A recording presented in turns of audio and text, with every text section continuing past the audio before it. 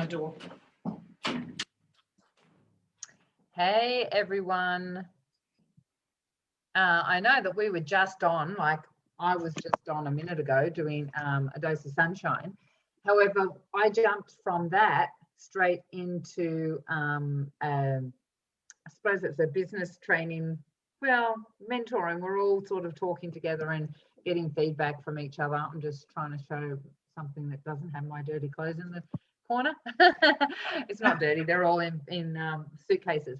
And so we were just having this conversation, and we got into a discussion, Jeanette and I. As everyone knows, Jeanette Mundy and I just resonate so well with our message and our story, and where we're going and what we're doing to support other women.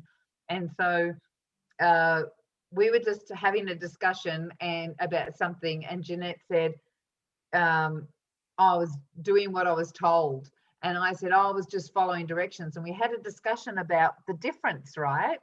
So it was really interesting, because there is a very subtle difference, isn't there? There is. Do you agree? Yeah. I think I do agree. And when we jumped off that call, I had a bit of a think about that. And what I would say, doing what you're told is like an unconscious just action that happens in your body. It's like Yes. you jump to action quickly because you have given authority over to somebody else to tell you what you should be doing. And so I liken that to a school teacher. So remember when you were at school, if you were in high school or in primary school, I don't know, lots of us rebelled in high school, so maybe primary school. If you look back to your primary school years, what did you do? Can you remember back to a time where you just went, yes, and I'll do that? So you were actually doing what you were told, not just following instructions, but actually going, that person is the authority over me, so I have to do what they're asking me to, which is the teacher in that point. So what my experience was that I had given authority over to someone else to be my teacher, but wasn't really giving a lot of conscious thought to that, whether it was right for me as an adult. Absolutely. And so what the discussion we were having about, because where I was going with following the directions is when you go, okay, here's an expert in their field that has got to a place that I would like to achieve. So, you know, you're really good at something, but there's other things that you know that you need someone outside of yourself to give you some sort of guidance or mentoring, right? Some coaching around. So when you see someone that's got where you are, where you would like to be, so you know you want to attain the level of excellence that they've got or whatever, it's then going, okay, they've got what I would like to achieve. And so therefore, when they tell me to do something, I'm going to follow directions from that place of, you know, that's how they did it. That was their step by step, and that's what they're mentoring me around or training me on, right? So there's a difference between giving the authority away and actually taking the knowledge in as these are the directions to attain something, because they're the directions that I don't know, because we don't know what we don't know, right? Yeah, it was really interesting because it was around the creation of something, and for me it was about looking at it and feeling like it didn't resonate with me, but doing it anyway. Yeah. So I had an intuition about this, and also based on my training and based on what I teach, it wasn't about doing it in that way, because if you did it in that way where you were teaching people to go step by step by step by step, it just was regimented, it's rigid, it's not fluid, so it doesn't flow. And yet I did it anyway because I thought, oh, well, that's the right thing to do. That's what's got her success. So I'll do it in this way. Yes. Right. But I knew it wasn't right for me. And so that's why on the call. That's the subtleties of it, right? Yeah, it is the subtlety of it. And because that's what giving away your authority is. If you choose to give a person authority, like to teach you. Yes. And you resonate with the ideas and the ideas really sit well with you, then that's a different story altogether. Yes, yes. It's very interesting, isn't it? Because they're the same action. Mm. They're the same action. Someone tells you to do something and you take action from that. However, one is coming from a place of duality and power, powerless. Hey, my three powers. And the other one is coming from a place of, ownership of the information. I'm articulating the information in my way, sort of thing. So very subtle difference when it comes to, like the action and how it gets taken, right? Yeah, it's fascinating. And actually the outcome might be similar. Yes. So you might come to the because it's unconscious, right? It's so unconscious. So at the end of it, you've done it, taken the action. You might learn for yourself that this wasn't the way that I wanted to do it. Yes. Even though I've decided to give that person to make that person my teacher. Yes. Well, absolutely, because as we both know, in this particular instance, the information for this thing went well. There was a lot of success, blah blah blah, and then as you evolve, there's a movement goes, I'm there's a limitation around that, and it doesn't feel right now, and I am going to grow it in a different way now. Yeah. However, it was successful at the time, and so it's now evolving into something else, right? Because that's the way we function as well, right? Yeah. We function in that way as well. Yeah, I think it's just like when you're first learning something, when you just think about, well, I'm going to use the analogy of swimming. If you're first learning to swim, you have to do the rudimentary steps. You have to, learn how to climb into the water. You have to then learn to stand on the bottom of the pool and walk your way through the pool.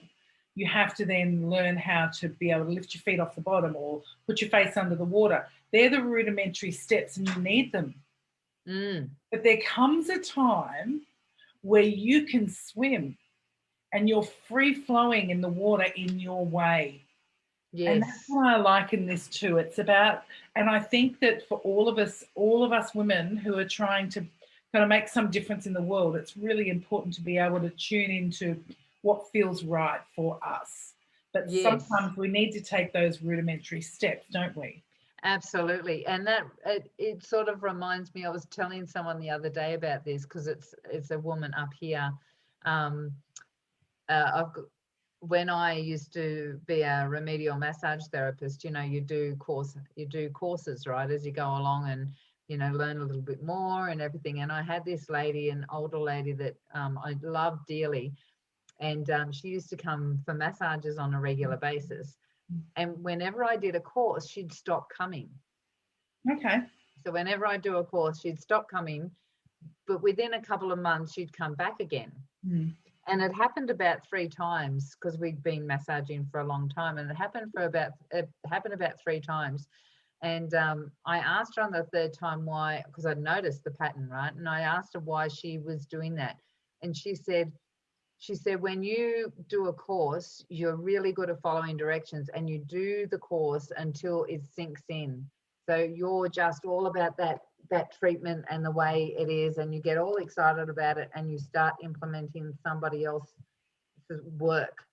She said, but then it takes you about 2 or 3 months, and then you start merging it into who you are, and it transforms and becomes really magical. That's when I come back. Oh, interesting.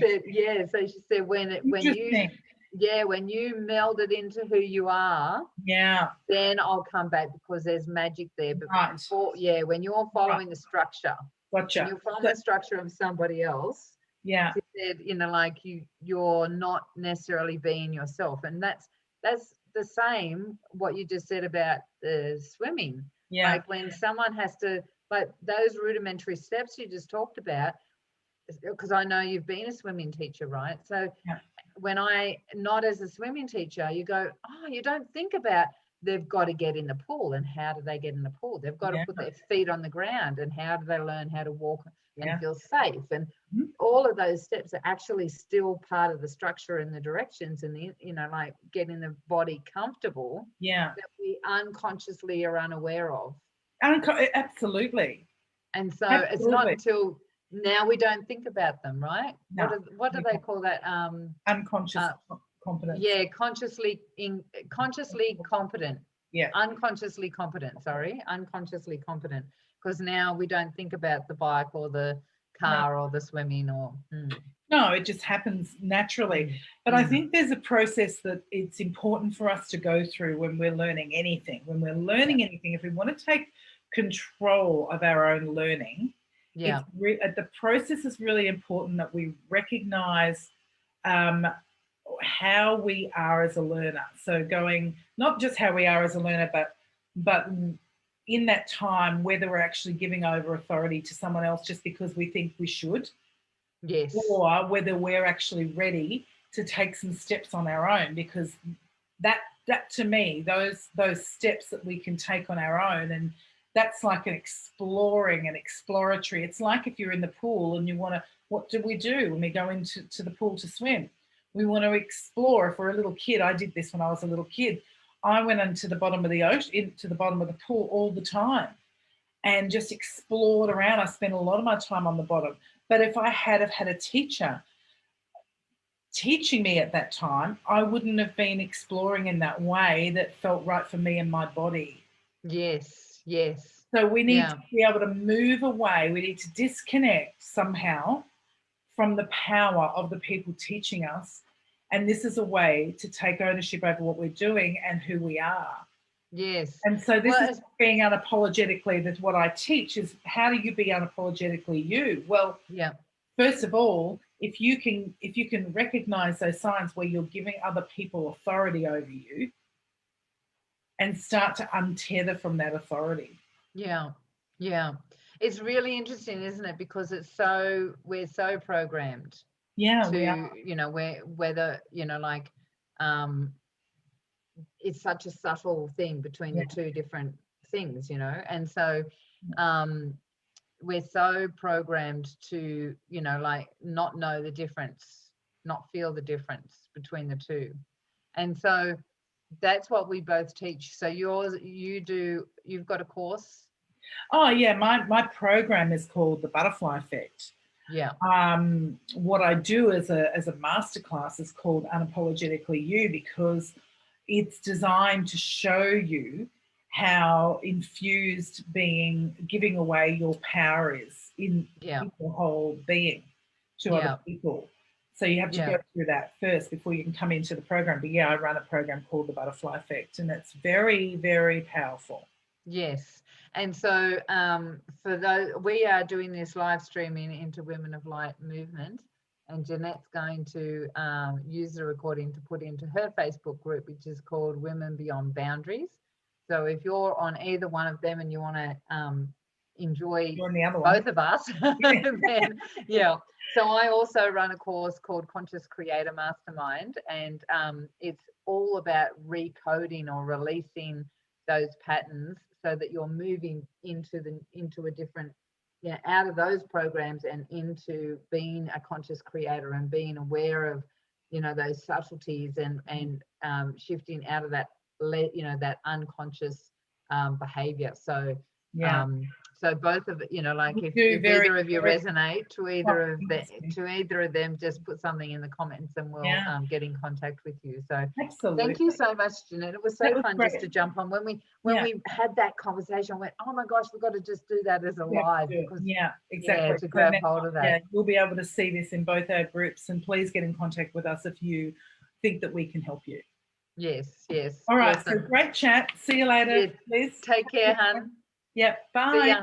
Bye.